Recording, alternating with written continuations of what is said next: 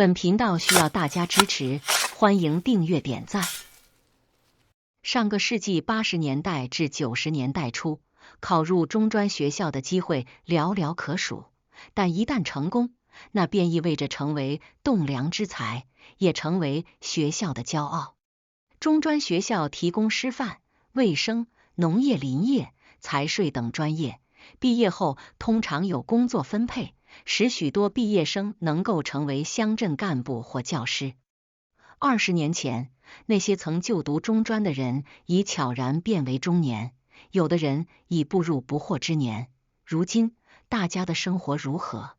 或许我们还未做好迎接老年的准备，然而不得不面对自己变老的事实。脸上出现皱纹，头发逐渐泛白。曾经在中专度过的时光，仿佛就在昨日，感觉自己仍是那个青春年少的年轻人，无论男女。有时，我们看到周围的年轻一代，许多都拥有本科和研究生学历，这或许会让我们感到有些沮丧。与一些年仅23岁的人一同工作或站在同一起跑线上时，我们可能会觉得自己生活的无足轻重，但我们必须坚定地继续前行。常常听到中专毕业生抱怨，没有进大学，一辈子都感到遗憾。如今，中专文凭似乎已经不再受欢迎，然而，抱怨又有何用呢？抱怨之后，我们仍需扛起生活的重担，不断前行。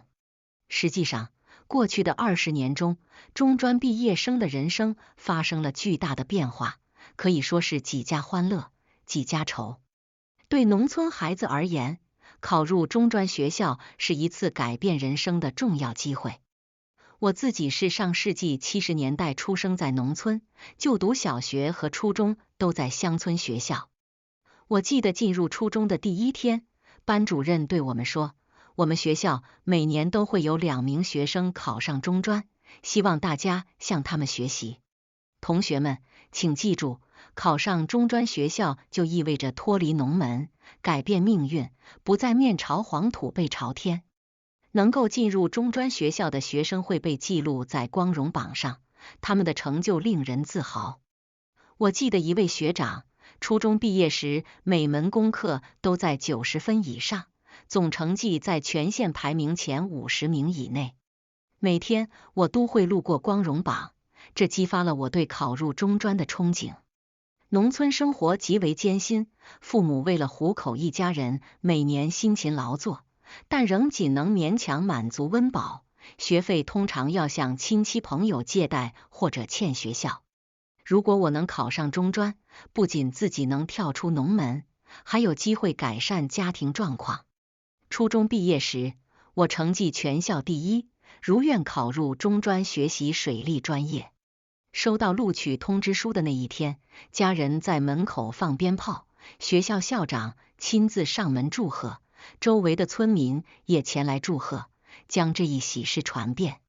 当时，很多家庭的孩子考入中专后都会举办庆祝宴会，邀请亲戚朋友共庆，大家一起祝贺，分享喜悦。作为一个大家庭，家里有人考入中专，成了每个人的骄傲。不论身在何处，都会自豪地说，我们家的某某考上中专去了。在中专学校度过的时光是最幸福的时光之一。上世纪80年代和90年代初，中专学校的管理非常严格，学生被分为不同类别。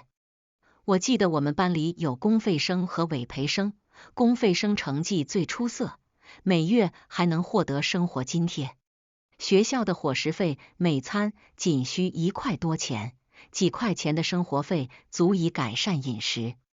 我们班常常举行文艺活动，与其他班级合办联谊活动，大家共学跳舞、唱歌，每次活动都有人担任主持。周末，我们会一起看电影、逛公园。因为家庭条件都不太宽裕，大部分活动都是经济上免费的，有时甚至得步行很远的路程，因为我们不舍得花费搭车的钱。那时的我们单纯无邪，大家像兄弟姐妹一般，可以相互在学习上提供帮助，生活上也相互照顾。尽管偶尔会有人涉足恋爱，但都是纯真的感情，牵手都需要勇气。有人喜欢自己，这已经是最幸福的事情。在中专学校，我们不仅学到了专业知识，还掌握了为人处事的智慧。许多同学在自修本科和研究生阶段，虽然自学困难，但也感到快乐，总是能够取得进步。然而，当忽然回首，我们发现20年前的中专生已经变得岁月留痕。在去年夏天，中专同学聚会，有人提议拍一张集体照，另一人建议拍一段小视频。我们排成2排，班长亲自拿着手机拍摄，我们一起唱歌，一起挥舞双手。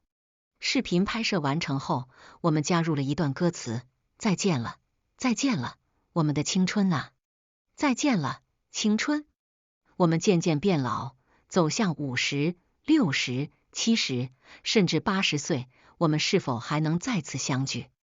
我们真的怀念中专时光，那时的情感纯真，充满浪漫，不受私欲驱使。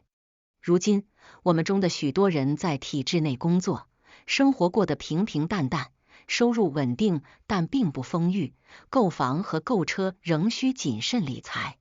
少数人创业成功，尽管文凭有限，但实际能力卓越。再见了，青春！随着年龄的增长，我们变得更为沉默，成为了默默无闻的老黄牛，不再抱怨，说话更加谨慎。社会磨去了我们的锐气，慢慢削弱了初衷，留下更多的疲惫。30年河东，30年河西，未来的道路还很长，平淡才是真实。有时过于强调真实，会让人感到心酸。这些年的生活是否是我们所期望的？当初的梦想是否实现了？未来的道路将与他人竞争吗？能够考入中专，获得稳定工作，是我们的幸运，虽然未经历太多风风雨雨，但也是我们的遗憾。如果时光能够重来，我依然会选择考入中专，生活是自己的，无论好坏，都无怨无悔。20年前的中专生，你们都还好吗？我们一路走来，经历不易，但依然在自己身上留下独特的印记。